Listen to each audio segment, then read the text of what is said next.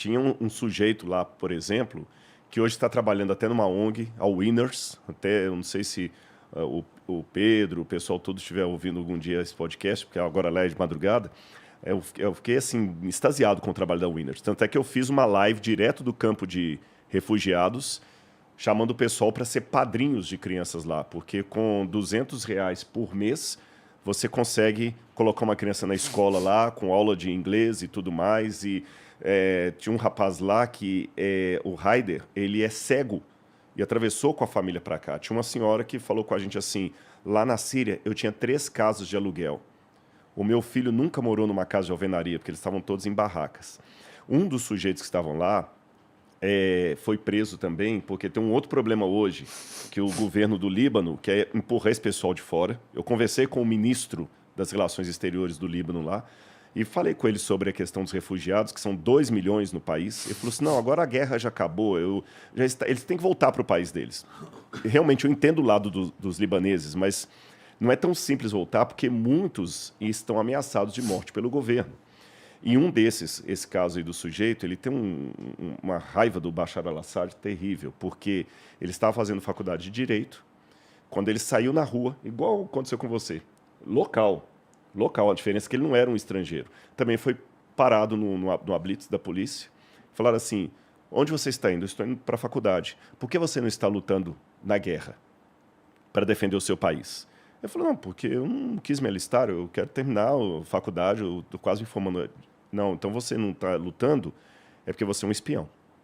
Ué? E começaram a pegar o sujeito e obrigaram a se alistar. Dedução e como ele não absurda. quis, bateram nele, quebraram todos os dentes da boca dele. Todos os dentes dele. E além de terem quebrado todos os dentes da boca dele, quebraram os 2 polegares dele, foi torturado. E como era na época do Ramadã que ele foi preso, ele ganhava por dia uma azeitona para comer, sem dentes. O que tem a ver o Ramadã com isso? O Ramadã é porque o Ramadã é o mês do jejum muçulmano. É o mês do jejum. E eu vou falar uma coisa até que é um paradoxo, sendo eu um religioso. A religião ela tem muito espaço para o bem, mas a religião é igual um carro com potência. Na mão de um louco, faz muita. Entendeu? O mesmo carro que com potência te leva longe, ele pode destruir uma vida. Muita coisa na nossa vida é meio que isso. Muita coisa. Dá pra gente fazer besteira com um monte de coisa legal. Muita coisa. Né? É que a religião ela tem uma coisa que assim, você não espera isso. Você espera que tá falando de Deus, do amor, da paz. Então, assim, eles fazem essas arbitrariedades, mas no mês do Ramadã jejuam, que é o mês sagrado do muçulmano, quando ele jejua, fica o dia inteiro sem comer, só come à noite. E esse sujeito conseguiu fugir, está hoje trabalhando ali no Líbano, nessa ONG. Teve um colega dele que fugiu também numa situação diferente. Esse colega estava no exército e ele tinha ordens para atirar em todo mundo que tentasse atravessar a fronteira.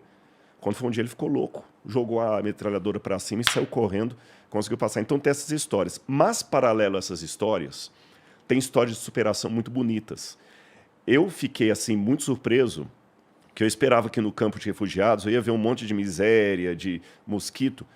As tendas eram barracas, todas barracas. Mas uma limpeza, que o que eu vou dizer aqui não é um exagero. Eu conseguiria comer sentado no chão daquela tenda ali. As meninas bem vestidas, os rapazes. Uma limpeza... Muçulmanos, né? Muçulmanos, mas uma limpeza. E mesmo que o esgoto corresse a céu aberto, porque eles não têm canalização, não tem nada, 11 anos morando, né? 11 anos que eles estão naquela situação ali, 11 anos da guerra. Mas uma limpeza, uma dignidade, um sorriso, e chamando a gente para tomar o chá. Eu sabia que eles iam chamar para o chá. E chamaram para o chá, e as crianças abraçando a Laura, e a gente saindo ali, eu falei assim, sabe, e até já começo a minha fala aqui colocando isso, Cléster. Eu acho que a sua experiência não foi muito diferente do que eu vou dizer aqui. Igor, se muita gente que está assistindo a gente agora, muita gente está em casa agora acompanhando aí o podcast, se a gente tivesse a consciência que aquilo que nós temos normalmente, todos os dias, é o desejo ardente de milhões de pessoas do outro lado do mundo, a gente ia reclamar menos da vida. Eu também acho. Quando uma vez eu estava no Cevisa, que é um centro de vida saudável que tem perto do NASP lá, eu fiquei impactado com uma mulher que ela tinha obesidade mórbida. E ela agradeceu um dia porque ela estava conseguindo ir sozinha com o andador e o sonho dela era que ela conseguisse ir ao banheiro e se limpar sem a ajuda de ninguém. Olha isso. Sabe? Olha isso, cara. Eu nunca parei para pensar que eu ir ao banheiro e me limpar era um motivo de gratidão. Então eu tenho que ter, acho que são duas filosofias de vida que nós devemos ter. Em primeiro lugar, não é questão exagerada de Poliana moça, o jogo do contente, mas tem uma verdade naquilo ali. Você está reclamando que está uma pilha de roupa para lavar na máquina, isso significa que você tem roupa. Você tem máquina. Tem máquina. Você está reclamando que está uma catinga de... Você falou da Inside aí, né? Nossa, mas tá um fedor de CC aqui, significa que você tem olfato. E quem teve Covid aí e perdeu o olfato sabe como é ruim perder isso.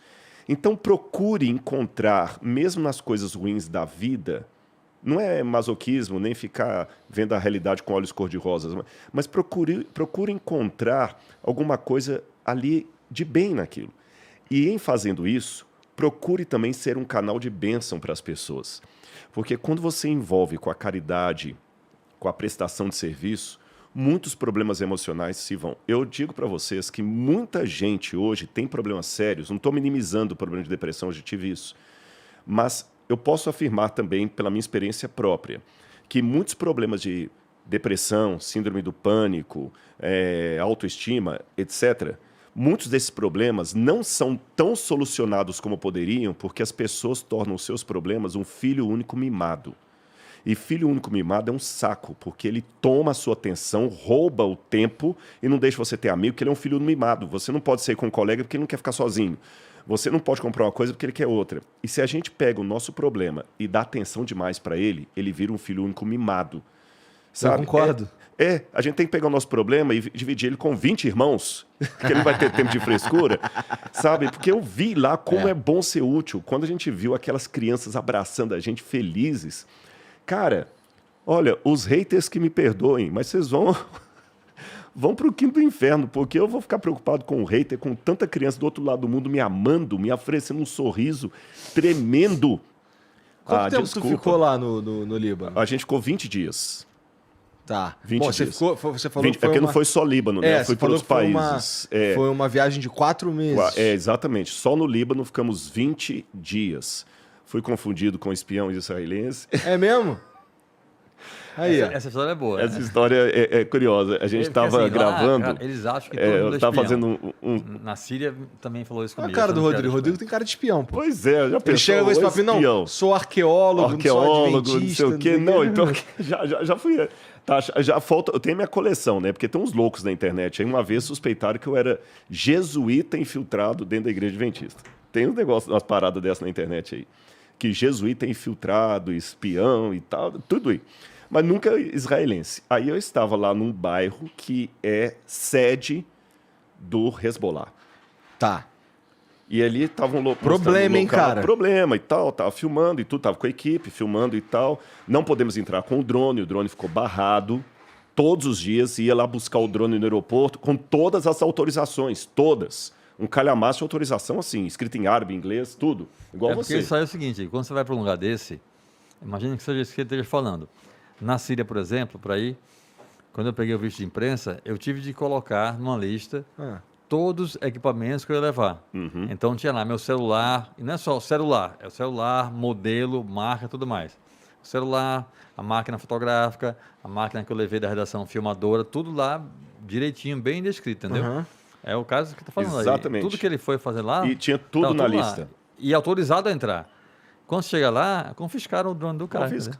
Aí chegaram lá, confiscaram, aí falaram que tinha um número de série que estava errado. Aí foi lá, corrigiu o número. E lutando com tudo com... olha, por mim já liberava, mas tem que ter o carimbo do coronel. Aí o coronel falava, tem o carimbo do general.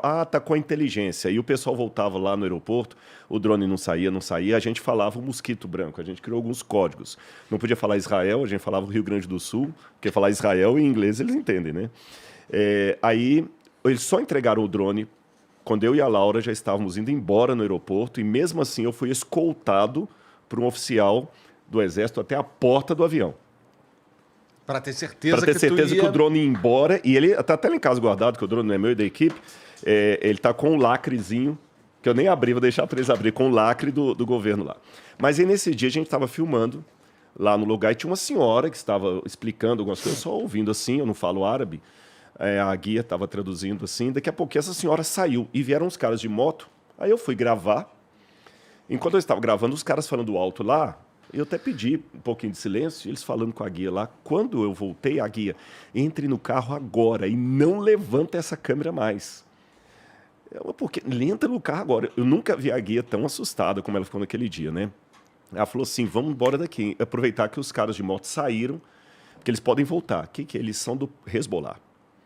E ele chegou e o sujeito começou a olhar para você. Explica o que é o Hezbollah. O Hezbollah o interessante, para quem não sabe, o Hezbollah é um braço de um partido político do governo, mas é um braço terrorista. Tá certo? Só que é o único, é como se as Farc, para dar uma comparação, porque o interessante é isso, o Hezbollah é o único exército paramilitar que é reconhecido pela ONU. Então é como se as Farc agora tivessem reconhecimento da ONU. Então tem o exército libanês e tem o Hezbollah. E eles conseguem ter uma propaganda sobre o povo, porque eles falam que eles que impedem Israel de invadir o Líbano. Tudo tem ponto de vista, né? Pois é. Para Israel, o Hezbollah é um grupo terrorista. Para a Palestina, não. Eles são os Para a protetores. Palestina, o Hezbollah é um grupo de guerrilha, com força bélica, né? De exército, que defende o povo. Então, é por isso que a ONU reconhece o Hezbollah como um grupo militar de um país, de um Estado, entendeu? Uhum. Então, mesmo tendo o exército. Sim. Mesmo tendo o exército. Tem o exército, como fosse, a gente tem o exército, tem as polícias militares dos estados. É como fosse algo assim, entendeu? Tem as milícias também, pô. Mas não tem reconhecimento da ONU. Não tem. Exatamente. Mas é mais ou menos isso. Tá. Você falou das milícias, seria só que com muito mais força. Tá. Né? Porque as milícias não... Não, o Hezbollah, ele é mundialmente famoso, né?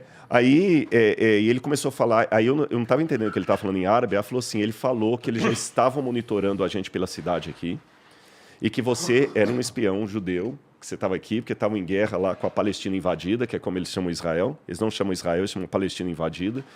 E aí eu falei, a guia falou, não, ele é brasileiro mesmo. Não, ele não é brasileiro, não. Você tem certeza que ele está falando português? Ela falou, sim, ele está falando português sem sotaque. E ele mostrou o passaporte. Esses são os piores. Esses são os piores. Eles aprendem todas as línguas. Meu Deus do céu, que pira. E aí a gente saiu andando nas vielas assim, né? Daqui a pouquinho a moto chegou do lado assim. Fechou aí, mas o cara da moto foi mais gente boa do que o outro que ficou, né? E aí ele pediu para ver, aí ele mostrou as fotos que nós estávamos sendo fotografados por toda a cidade. Aí ele pediu para abrir a câmera e para apagar umas 2 ou 3 vídeos que ele tinha feito lá, mas não prejudicou o projeto, não. Mas tive essa experiência. Então, assim, o que eu posso dizer é que na guerra todos perdem. E posso dar até um testemunho que até eu queria saber se o Clécio também teve essa sensação, já que você quer a história do povo. A impressão que eu tive, Igor, é que a guerra... Às vezes que eu já vi guerra, porque eu já saí de Israel, como falei agora, essa vez mesmo, saí de Israel, 200 e tantos mísseis caíram lá a partir daquela tarde. Eu sei, sexta-feira de manhã, 5 horas, começaram os mísseis a cair lá do Hamas. Eu já vi bombardeio, já tive situação em 2006, quando o sítio arqueológico que eu estava escavando em Tel Dor, a gente parou porque estava caindo bomba próximo lá, então eu já passei essas situações. Mas, de modo geral, eu percebo que as guerras parecem ser mais entre governos do que entre povo. O povo em si, às vezes, não tem aquela ojeriza do outro, a não ser naqueles bolsões onde a criança já é, desde pequena, ensinada a odiar. Sabe? Desde pequena ela é ensinada a odiar. Que é o caso de Israel e Palestina. Sim. Exatamente, dos dois lados. Tanto ela já aprende desde pequeno que aqueles do sul lá, eles invadiram a Palestina e querem invadir a gente aqui. Então você cresce acreditando nisso, é difícil tirar essa ideologia. Mas, de modo geral, o povo, eles não estão querendo, eles estão querendo a paz. Para eles até era bom se abrissem as fronteiras e tudo mais. É o que eu percebi. E você que tá assistindo esse vídeo aqui no Talk Flow, dá pra você virar membro, cara, do Flow agora. É um botãozinho do lado do botão de se inscrever. A gente faz um programa semanal só pros membros. Olha. Então fique esperto aí. Se quiser virar membro, tá bem aqui do lado, é mó merreca, custa menos de R$8, irmão.